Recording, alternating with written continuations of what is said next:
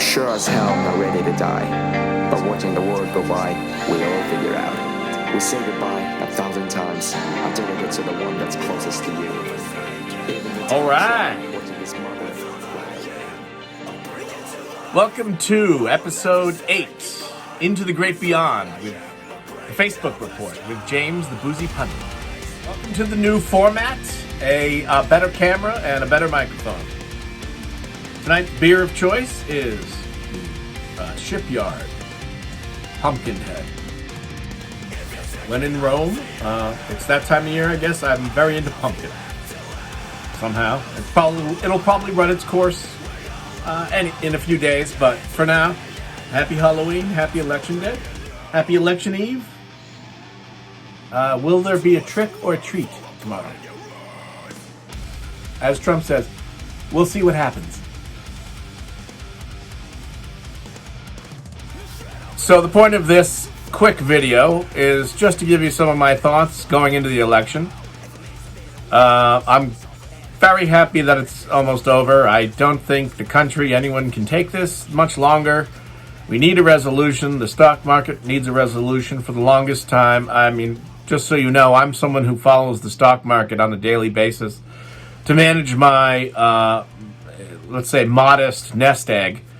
And so I watch the machinations of the stock market all year long. I'm surprised it's doing as well as it is doing or has been this year. We're just like running on fumes, kind of, it seems.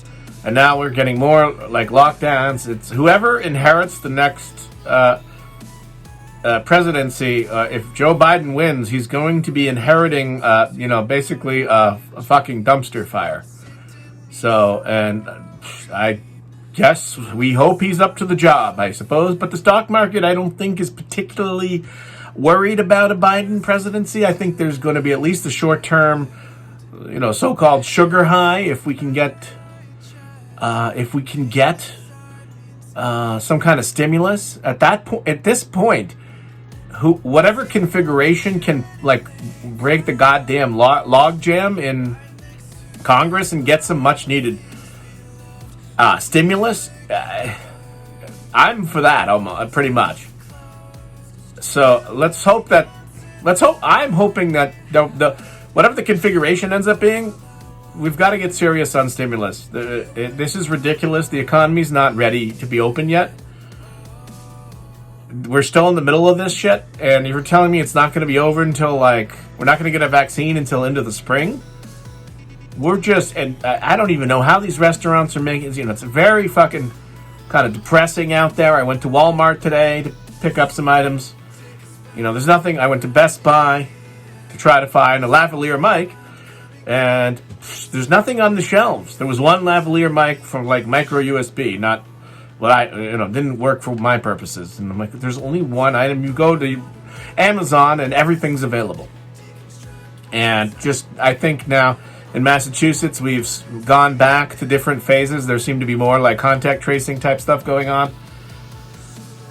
It's getting bad, but I don't think that is the increased level of shittiness from the coronavirus. I don't think is hitting in time to affect the election. You either thought Trump did it. You were either buying into Trump lied, people died 2.0, and which was the Democratic strategy from the beginning. Just let's hype up how bad coronavirus is and pin it all on Trump. That was months ago. When you saw Trump get coronavirus, there was they opportunistically took that moment to make that point again. Which I don't know. Maybe it's a good point. Maybe different leadership would be better. I don't know. It's very Monday morning quarterbacking, if you ask me. If you go to the guy who's running to replace Trump, what was he saying back then? Actually, the one difficult question that George Stephanopoulos asked in that one town hall was, well, you weren't saying any of those things either. And kind of Biden, well, I'm not the president. Well, but you're running for president. Shouldn't you, that's not a very good excuse. You're just outing yourself. No one really, the bottom line is no one exactly knew what to do. if what you did might be controversial. We're not exactly a country that is very good at like following orders. And I don't know if Biden is going to be particularly more successful than Trump to get, like, say, red staters to wear masks. You know, if you're in Mississippi and you're like a big, pro-Trump guy, and now Biden wins, you weren't wearing a mask, but Biden is now asking you will, or he's going to try to do a national mask mandate that is unconstitutional or unenforceable, probably. Everything has been on a voluntary basis, which, it's like when terrorism happens. Like, okay, everyone, we need you to pull together and, like, stop fucking around and just please wear a mask. We're not putting a gun to your head, but please do it. Like, come on. Anyway, so it's going into the election tomorrow. And I guess I'll leave you this one last thought before I sign off so I can get this out and maybe have another episode tomorrow. So my last thought is this. And some Trump people may not like this. So, hide the children or other, childlike mentality people. It's looking like Biden will win. Okay? Let's not assume anything, right? So, in the reality when Biden wins, I'm going to implore Trump supporters and conservatives or anyone who might have voted Trump to come around. I will ask them to do what? Now, by the way, I did not vote for Biden or Trump. Just to refresh, I voted for Joe Jorgensen. You can glean where I lean from what I say, I suppose, but I didn't actually vote for either of them. So, where the hell was I going with that? Oh, right. So, I think it's critically important that if Biden wins, that this can be the end. Let this be the end of a phase of anger and just ultra partisan. It's not even partisan, left, right, Democrat, Republican. It's pro-Trump, anti-Trump.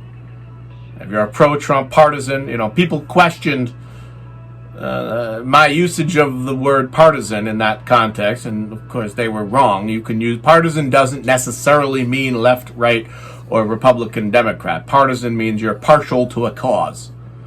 So people who are one way are partisans, essentially. That's the bottom line of what it means. There was the Comey partisans in the investigation against Trump. There were those dedicated to that particular application worldview. Anyway, if Biden wins, I will happily run to Facebook or walk, whatever, and say, now is the time to come together. Now, this is something that it's a very kind of generic statement that comes out by certain people after the election, but I don't think we're going to even see much of that, even in a disingenuous way. But I will mean it. Biden will be the president of the United States of America, and we respect the office, and we're not going to and then there should be dropping any effort to I would really hope the Trump people basically lead by example and end the cycle and do what Obama and company didn't do for Trump. They didn't give him the benefit of the doubt. They hated him. They basically erected every possible obstacle, undermined him. Investigations after investigations, even when it was found that there was nothing there, they kept it going. Obviously, and then the media perpetuated it, and it culminated with an impeachment that flopped. So instead of continuing this Israel-Palestine war, just let's drop it. And let's just give Biden a chance. We're in the middle of a pandemic. Let's give the president, whoever the president is, that's my final thought. Whoever wins, we need to support. Okay? I'll be leading the charge for that, one way or another. Anyway, cheers, and have a good evening. We'll see what happens.